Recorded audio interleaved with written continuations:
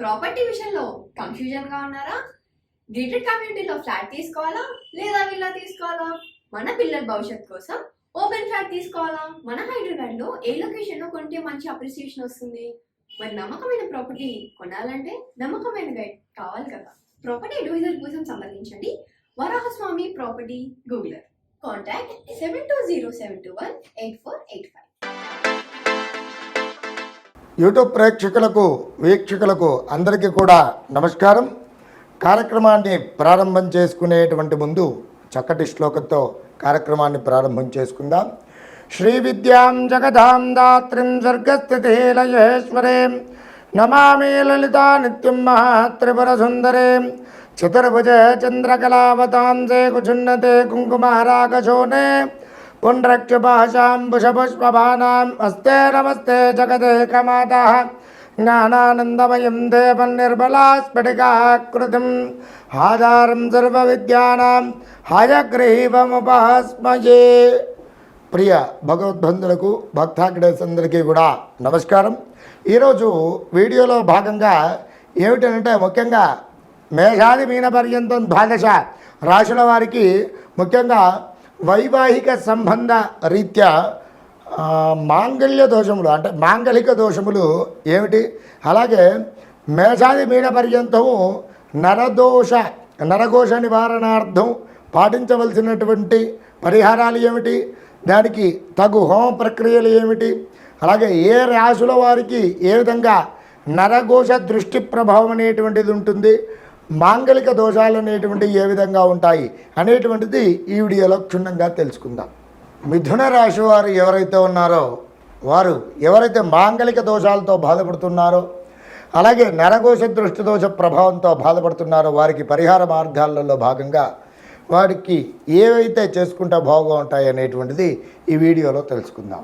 మిథున రాశి వారు ఏ నక్షత్రాల వారు అవుతున్నారయ్యా అంటే మృగశిర నక్షత్రం 3, 4 పాదముల వారు, అలాగే ఆరుద్ర నక్షత్రం 1, 2, 3, 4 పాదములు, అలాగే పునర్వసు నక్షత్రం 1, 2, 3 పాదముల వారు కలిసి ఏమిటి మిథున రాశి వారు అవుతున్నారు.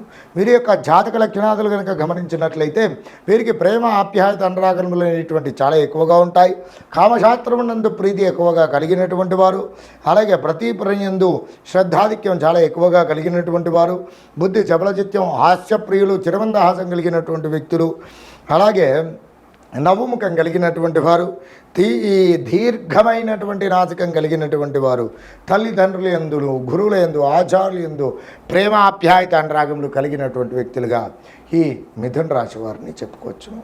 మిథున రాశి వారు మాంగళిక దోషాలు దృష్టిదోష ప్రభావమై రీత్యా మరి వీరు ఏ పరిహారాలు పాటిస్తే బాగుగా ఉంటుంది వీరి రీత్యా కనుక చూసుకున్నట్లయితే మిథున రాశి వారు ముఖ్యంగా ప్రతినిత్యం కూడా బుధగ్రహ ఆరాధన చేసుకోవడం చాలా ఉత్తమమైనటువంటిది.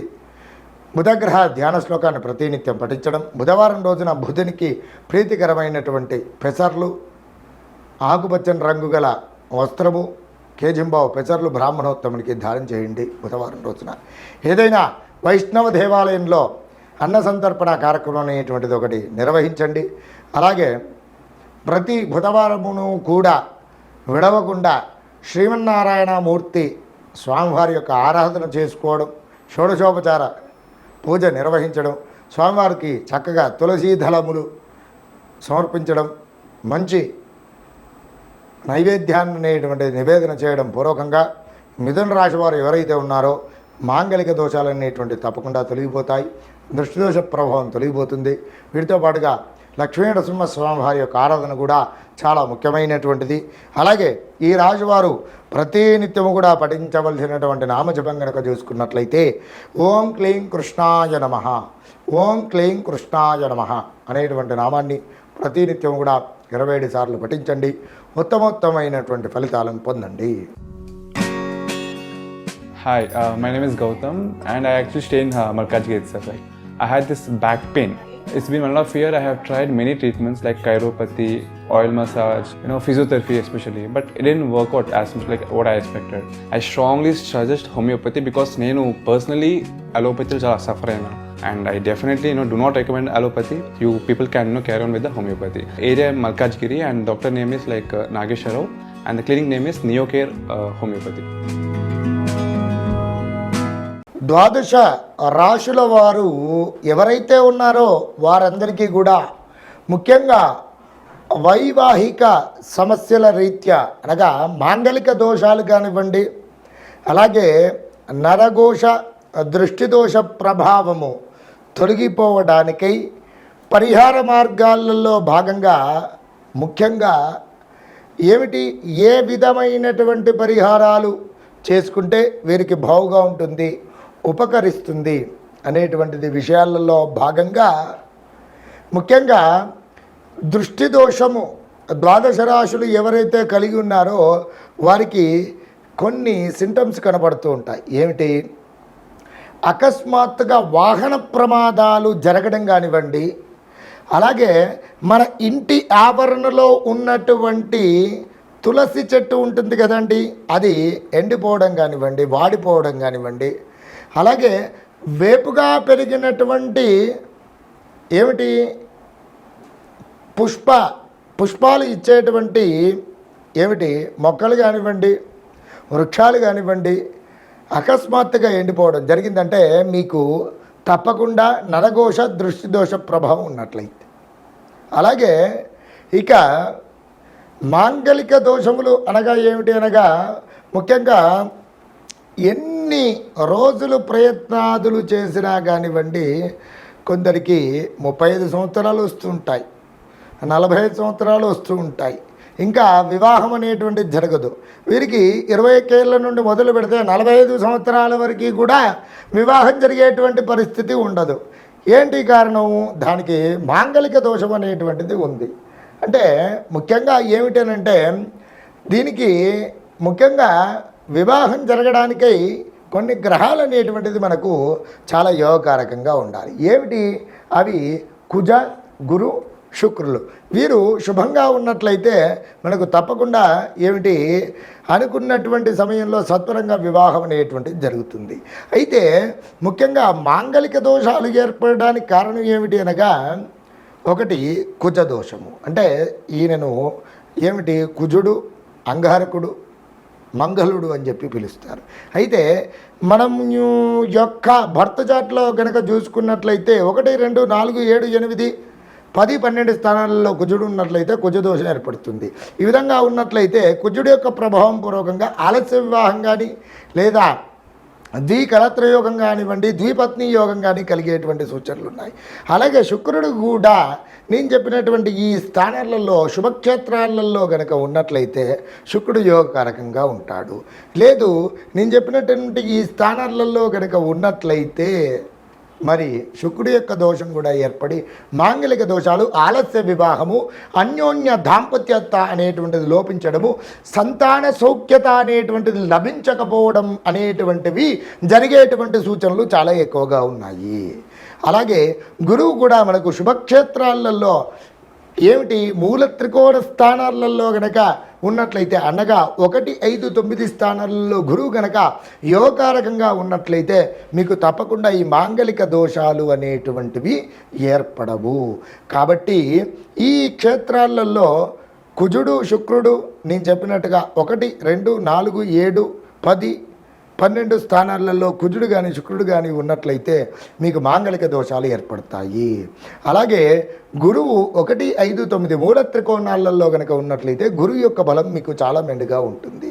కాబట్టి మరి ఈ మాంగలిక దోషాలు అలాగే నరఘోష దృష్టిదోష ప్రభావము తొలగిపోవడానికై పరిహార మార్గాలలో భాగంగా ముఖ్యంగా మాంగలిక దోషాలు తొలగిపోవడానికై ద్వాదశ రాశుల వారు అందరూ కూడా చక్కగా ఆచరించవలసినటువంటి ప్రక్రియ ఏమిటి అనగా ప్రతి మంగళ శనివారములను కూడా చక్కగా కుజుడి యొక్క ఆరాధన చేయండి. అలాగే కుజగ్రహానికి ప్రీతికరమైనటువంటి కందులు మంగళవారం రోజున కేజింబావు ఎర్రని రంగు గల వస్త్రంతో దానం చేయండి. కుజగ్రహానికి ఆవు నేతితో ఎర్ర ఒత్తితో దీపారాధన చేయండి. ఎర్ర మాందార పూలు కానివ్వండి, ఎర్ర గులాబీ పూలు కానివ్వండి, కుజుడికి కందులతో అష్టోత్తర శతనామ పూజ చేపించి చక్కగా ధూపదీప నైవేద్యములు నివేదన చేసి ఆ రోజు బ్రాహ్మణుల యొక్క ఆశీర్వచనం తీసుకోండి. అలాగే ముత్తైదువులు కానివ్వండి, దంపతుల యొక్క ఆశీర్వచనం కానీ తీసుకోండి. ఈ విధంగా చేసుకున్నట్లయితే మాంగళిక దోషములు అన్నీ కూడా సంపూర్ణంగా తొలగిపోతాయి. అలాగే శనివారం రోజున తప్పకుండా సుబ్రహ్మణ్యేశ్వర స్వామి వారికి చక్కగా అభిషేకం చేసి గంధ పుష్పాక్షలతో అలంకరణ చేసి ఎర్రని రంగు గల పుష్పాలు స్వామివారికి అర్చించి ఎర్రని రంగు ఒత్తితో ఆవు నేతితో దీపారాధన చేసి చక్కగా ఏమిటి రాహుకు కేతువుకు ప్రీతికరమైనటువంటి అక్కడ సుబ్రహ్మణ్యేశ్వర స్వామి జంట నాగుల రూపంలో ఉంటారు కదా, మరి మినుములు అలాగే ఉలవలతో కూడినటువంటి ఈ గింజలు ఏవైతే ఉన్నాయో అక్కడ సుబ్రహ్మణ్యేశ్వర స్వామికి రాహుగ్రహ కేతుగ్రహ అష్టోత్తరం చెప్పుకుంటూ చక్కగా ఆ ధాన్యంతో అష్టోత్తరం చేయండి. ధూపదీప నైవేద్యం నివేదన చేయండి. ఈ విధంగా చేసుకున్నట్లయితే తప్పకుండా మాంగళిక దోషములు నెరవేరుతాయి. తప్పకుండా తొలగిపోయి మీ యొక్క అభీష్టం నెరవేరుతుంది. అలాగే దుర్గాపరాశక్తి అమ్మవారికి ఏమిటి శుక్రవారం రోజున కానివ్వండి, ఆదివారం రోజున కానివ్వండి, మంగళవారం రోజున కానివ్వండి చక్కగా కుంకుమార్చన చేపించండి. ఆ కుంకుమార్చన చేసినటువంటి కుంకుమ ఏదైతే ఉంటుందో అది ప్రతినిత్యము కూడా నుదుట ధరించండి. విధంగా చేసుకోవడం వలన మాంగళిక దోషాలన్నీ కూడా తొలగిపోతాయి. మీ యొక్క సమస్యలు పూర్తిగా తొలగిపోవడానికి మరి అవకాశాలు చాలా ఎక్కువగా ఉన్నాయి. అలాగే ముఖ్యంగా ఇక మాంగళిక దోషాలు తొలగిపోవడానికై కుక్కీ సుబ్రహ్మణ్యం కానివ్వండి, శ్రీకాళహస్తి కానివ్వండి, మరి వెళ్ళి అక్కడ ఒకసారి కాలసర్ప దోష నివారణ పూజ చేయించుకోవడం కానివ్వండి, అలాగే మరి సుబ్రహ్మణ్యేశ్వర స్వామి ఆరాధన చేసుకోవడం కానివ్వండి. ఈ విధంగా చేసుకోవడం వల్ల పూర్వకంగా మంచి ఉత్తమోత్తమైనటువంటి యోగకారకమైనటువంటి ఫలితాలు పొందుతాయి. అలాగే మోపీదేవి యొక్క క్షేత్ర సందర్శనం చేసుకోవడం, అక్కడ స్వామివారి యొక్క ఆరాధన చేసుకోవడం పూర్వకంగా ఉత్తమోత్తమైనటువంటి ఫలితాలను తప్పకుండా పొందుతారు. అలాగే మాంగళిక దోషాలు తొలగిపోవడానికై అంగారగ్రహ యొక్క మూలమంత్ర హవనము, సర్పసూక్త మూలమంత్ర హవనము కనుక హోమము ఈ ప్రక్రియలు జరిపించి వాటికి తగు రీత్యా దశాంశ క్షీరతర్పణములు చేయించినట్లయితే ఉత్తమోత్తమైనటువంటి యోగకారకమైనటువంటి ఫలితములను తప్పకుండా మీరు అనుభవిస్తారు. అలాగే ఇక దృష్టిదోష పరిహారార్థమై పరిహార మార్గాలలో భాగంగా ఏమిటనగా దృష్టిదోషం ఉన్నట్లయితే మీకు నేను చెప్పినటువంటి ఏమిటి పరిస్థితులు మీ ఇంట్లో గనక కనబడుతున్నట్లయితే ప్రతినిత్యము కూడా గల్ల ఉప్పు ఉంటుంది కదండి, రాక్ సాల్ట్, అది నీళ్ళలో వేసి చక్కగా ప్రతినిత్యము ఇల్లు తడవండి. అలాగే ప్రతినిత్యము కూడా ఇంట్లో ఒక 41 రోజుల పాటును కూడా ఇంట్లో పచ్చకర్పూరంతో ధూపం వేయండి. అలాగే 41 రోజుల పాటును కూడా ప్రతినిత్యం మీ ఇంటి యొక్క గుమ్మం దగ్గర 2 నిమ్మకాయలు కోసి చక్కగా ఒకటి పసుపులో ఒకటి కుంకుమలో అద్ది ఆ గడపకు అనగా గుమ్మానికి అటువైపు ఇటువైపు ఒకటి చక్కగా పెట్టండి. అలాగే ప్రతినిత్యం తెల్లవాలు భారుగా ఇలా వేస్తూ ఉండండి. ఈ విధంగా చేసినట్లయితే దృష్టిదోష ప్రభావాలు తొలగిపోతాయి. అలాగే దృష్టిదోష ప్రభావం ఇంకా పూర్తిగా తొలగిపోవడానికి ప్రతినిత్యము కూడా లక్ష్మీ నరసింహస్వామి వారి యొక్క మూలమంత్రాన్ని జపించండి. అలాగే మీకు వసతి ఉన్నట్లయితే ఇంట్లో ఉగ్ర నరసింహస్వామి వారి యొక్క మూలమంత్ర హోమం ఒకసారి చేపించండి. ఈ విధంగా చేపించినట్లయితే సమస్త నరఘోష, దృష్టిదోష, శత్రుబాధ అన్నీ కూడా నివారణ అవుతాయి. అలాగే దీంతో పాటుగా ప్రతినిత్యము కూడా 41 రోజుల పాటును కూడా ఆంజనేయ స్వామి వారి యొక్క మూలమంత్ర పఠనం చేయండి. వీలైతే సుందరకాండ పారాయణం చేయండి. అలాగే హోమము కనుక చేయించదలుచుకున్నట్లయితే ఆంజనేయ స్వామి వారి యొక్క ఉత్సవమూర్తికి చక్కగా అభిషేకం అనేటువంటిది నిర్వహించి చక్కగా అష్టోత్తర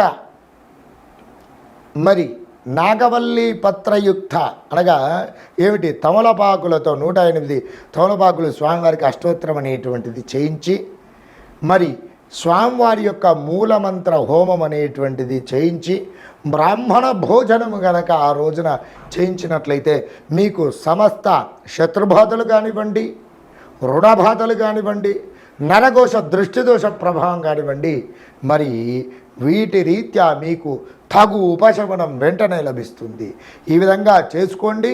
ఉత్తమోత్తమైనటువంటి మరి యోగకారకమైనటువంటి ఫలితాలను తప్పకుండా పొందండి.